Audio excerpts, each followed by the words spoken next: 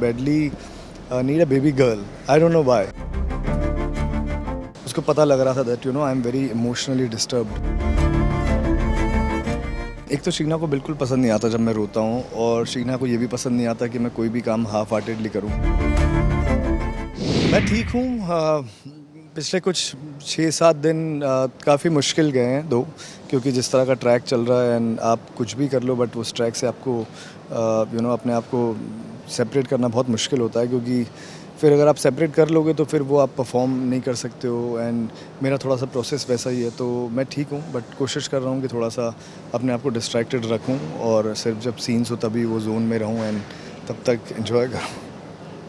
जैसे कि आपने कहा करंट ट्रैक के बारे में काफ़ी ज़्यादा इमोशनल है। Yeah. ऑल्सो कुछ शीना ने जो स्टोरी लगाई थी उस पर काफ़ी ज़्यादा चर्चा हो रही Yeah. है कि आप दोनों के बीच में क्या डिस्कशन हुआ था जब वो, बिकॉज शीना ने ऑलरेडी इसमें मेंशन कर दिया कि we all are crying. Yeah. क्या बताना चाहेंगे आप दोनों के बीच में क्या डिस्कशन हुआ था? एक तो शीना को बिल्कुल पसंद नहीं आता जब मैं रोता हूँ, और शीना को ये भी पसंद नहीं आता कि मैं कोई भी काम हाफ हार्टेडली करूँ। तो ये जब ट्रैक स्टार्ट होने वाला था तो मैं उसको बोल रहा था कि यार नेक्स्ट स्टोरी ड्राफ्ट जो आया है वो मैंने पढ़ा है and it is very painful. तो उसने बोला क्या है, मैं बोला it is something related to this.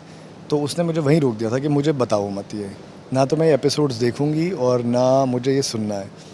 मैं बोला ठीक है। तो मैं जनरली बहुत एक्साइटेड होता हूँ उसको बताने के लिए कि अच्छा ये आने वाला है, अभी ये आने वाला है, और वो सुनती है। बट यहाँ उसने मना कर दिया था और मुझे भी लगा कि ओके थोड़ा सा डिस्टर्बिंग हो जाएगा, क्योंकि किसी के लिए भी, जो लोग देखते हैं उनके लिए भी इतना मुश्किल है। जब हम सीन पढ़ते हैं तो जो इमोशंस आप ऑन स्क्रीन देखते हैं, मुझे लगता है उससे डबल इमोशंस आप है ना ऑलरेडी स्क्रिप्ट पढ़ते टाइम फील करते हैं। एंड आई एम समबडी जिसको नरेशन से ज़रा स्क्रिप्ट खुद पढ़ना पसंद है, क्योंकि जब आप फर्स्ट हैंड जब अपने आँखों से वो सब चीज़ें पढ़ते हैं तो आपको समझ में आता है कि क्या इंटेंसिटी है उन सीन्स की। सो आई रिमेंबर जब ये हॉस्पिटल वाला ट्रैक स्टार्ट हो रहा था एंड वो सब सीन्स जब मैं पढ़ने लगा तो मुझे थैंकफुली 1-1.5 घंटे का टाइम था स्क्रिप्ट पढ़ने का। And I was just continuously weeping and crying in the makeup room. And मुझे ये लग रहा था कि अगर मैं सारे इमोशंस अभी दे दूंगा तो फिर मैं सीन में जाके क्या करूँगा। तो किसी तरह से अपने आप को डिस्ट्रैक्ट किया, बट देन आपको जाके कैमरा के लिए भी वही सेम चीज़ परफॉर्म करनी है। तो काफ़ी मुश्किल ट्रैक था एंड वो मुझे because she does not call me और text me in between to disturb me, या किसी भी वजह से वो डिस्ट्रैक्ट नहीं करती है। बट जब वो सीन्स आने शुरू हो गए एंड जब उसकी मुझसे बात हो रही थी तो उसको पता लग रहा था that I am very emotionally disturbed. और दो शी इज़ वेरी सपोर्टिव, उसने तो काफ़ी सपोर्ट किया। जब कल एपिसोड भी आया तो शी सेड कि पहले तो वो बोल रही थी कि मैं देखूंगी नहीं, बट उसने कल एपिसोड देखा। जब उसने देखा ऑनलाइन इतना सब कुछ चल रहा है, people are really liking it and इतना सब लोग इमोशनल हो रहे हैं, सो शी सॉ घर पे and she texted me also that tears are not stopping, what are you doing, this and that, फलाना ढमाका। एंड देन फिर उसने स्टोरी भी लगाई। सो हाँ, डिस्टर्बिंग है देखने में, but this is the reality and character के साथ जो बीत रहा है वो तो कहना ही पड़ेगा कहानी में। ऑल्सो रोहित, आपको तो हमने देखा है, बच्चों के साथ ऑफ कैमरा भी देखा हाँ। होगा, आपका लगाव जो होता है, हाँ, आपको बच्चे पसंद कितने, पहले तो वो बताइए। मुझे बहुत पसंद है बच्चे। मुझे बच्चों के साथ खेलना, क्योंकि मैंने बचपन में भी बहुत बच्चों के साथ खेला है। एंड बच्चों के साथ ना फिर आपके अंदर का बच्चा भी, आप देखो ना जब लोग बच्चों से बात करते हैं क्या क्या वो उन्हीं के लैंग्वेज में बात कर रहे होते हैं। तो मुझे बच्चे बहुत ज़्यादा पसंद है, उनका इनोसेंस, उनकी खुशबू।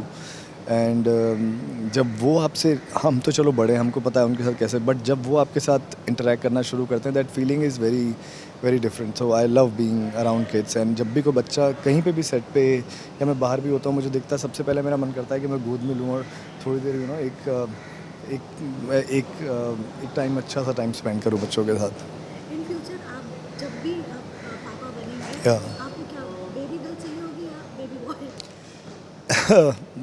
पापा तो ज़रूर बनूंगा, होपफुली भगवान चाहेगा तो। लेकिन ऐसा मेरा रिजर्वेशन है नहीं अभी। पहले एक टाइम था जब मैं सोचता था कि बेबी बॉय होना चाहिए, कि मैं जिम जाऊंगा, साथ में ये करूंगा वो करूंगा। But over the years now my feeling has change. Now I badly need a baby girl. I don't know why, but मुझे चाहिए कि एक बेबी गर्ल हो। और तो मुझे नहीं पता ये फीलिंग मुझे क्यों आ रही है, but if you ask me baby girl और a boy, I would prefer a girl. So set का क्या माहौल है रोहित इस वक्त, बिकॉज जब इमोशनल ट्रैक होता है तो हर किसी के जोन में रहना होता या है। स्पेशली अगर मैं समृद्धि की बात करूँ, आप दोनों को ज़्यादा ट्रेनिंग करनी पड़ेगी, वो या सीन आप दोनों को करने वाले थे। क्या आप दोनों के बीच में कैसा डिस्कशन हो रहा था एंड सेट का माहौल कैसा था?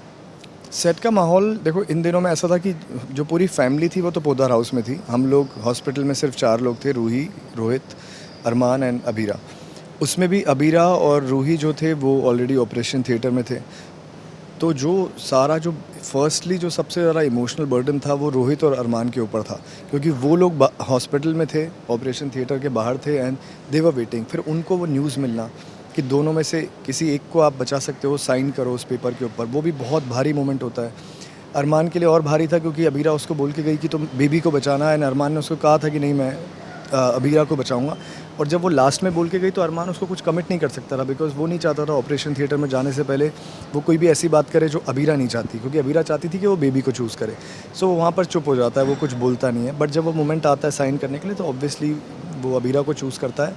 और फिर जब डॉक्टर ये न्यूज़ देती है कि एक ही बच्चा हो पाया है, रोहित को वो लाकर बेबी पकड़ाती है, तो वो अरमान के लिए एक बहुत ही मुश्किल टाइम था, मुश्किल मोमेंट था, जहाँ पर उसको रियलाइज़ हो जाता है कि शायद बीएसपी नहीं बचा है। एंड वो खुद इस दर्द को कैसे झेलेगा, एंड देन अबीरा को वो किस मुंह से बताएगा जो इतनी एक्साइटेड थी बीएसपी के लिए।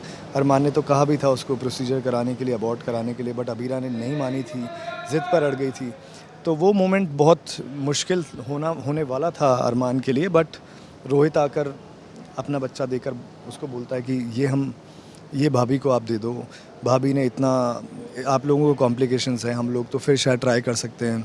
रूही कोमा में जा चुकी है, पता नहीं कब वो सही होगी। तो ये सारी सिचुएशन बहुत हैवी सब सीन्स थे। अभी अबीरा एक चीज़ से खुश है कि उसका बीएसपी आ गया है, बट अरमान और रोहित को ही मालूम है कि वो बीएसपी नहीं है। एंड वो रूही और रोहित का बेबी है। सो बहुत ही बाहरी माहौल है। पोदार हाउस में मिक्स्ड रिएक्शन है, क्योंकि एक बच्चा आया, एक बच्चा नहीं आ पाया। तो एक बच्चे जाने का जितना गम है उतना ही एक बच्चे आने की खुशी भी है। तो पोदार हाउस में मिक्स रिएक्शंस हैं, बट सबसे मुश्किल जो ये टाइम है वो अरमान के लिए है, सबसे ज़्यादा मुश्किल अगर मैं कहूँ, और देन उसके बाद रोहित।